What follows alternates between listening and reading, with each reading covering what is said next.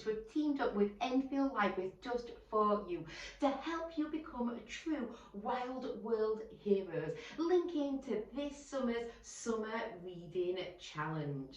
So what is the first challenge for this week? Well, let me show you. We're going to make a bee hotel. There is a fact sheet to accompany this video to help you along. Always make sure to ask adult permission, and don't forget you can pause, rewind, rewatch any part of this video to help you with this activity. We're going to make a really simple and quick bee house for today, but don't let that stop you getting super creative. Also, why don't you visit your local library to research why bees are so important to us humans. You might also want to investigate all the different types of bees, and why not challenge yourself to write a diary about the day in the life of the bee. So make sure that you get down to your local library to start that research. So what do we need to make our little bee hotel, our little bee house? You can use a plant pot.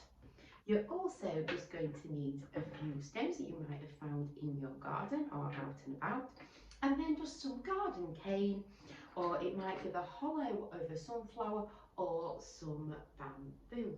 So to make your super simple bee hotel, this is what you need to do. You need to take your plant pot, and then using your bamboo, ideally make sure it is roughly the same length as your plant pot. And then all you need to do is to tightly pack your bamboo sticks into your plant pot. Do make sure that the hollows are facing out so that the bees can get inside. So just keep going until all of your plant pot is tightly packed with your bamboo, or as tightly packed as you can make it. So I'm just going to keep going here. It's absolutely amazing to be encouraging you all to be wild world heroes, and I hope that everybody really enjoys our series of videos and that you're having the best time completing this year's Summer Reading Challenge. So make sure that all of your bamboo is tightly packed into your plant pot like so.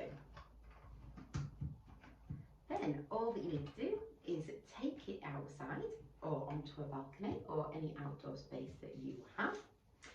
And then using that, we're going to pop it on some stones. Now the reason I'm going to pop it on some stones is that I'm going to face it slightly downwards.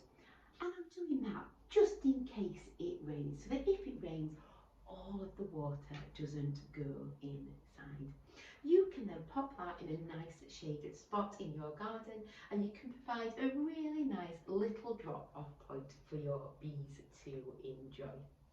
We hope that everybody has the best time creating your own little bee hotel. Don't forget to get down to the local library and research why bees are so important. With adult permission, please do share any of your creations with us. You can tag in Amazelab, Enfield Libraries, use the hashtags Reading Sparks, Wild World Heroes and the Summer Reading Challenge. We cannot wait to see you for the next activity, and we hope you all have the best time making and creating your very own bee hotel. See you all soon!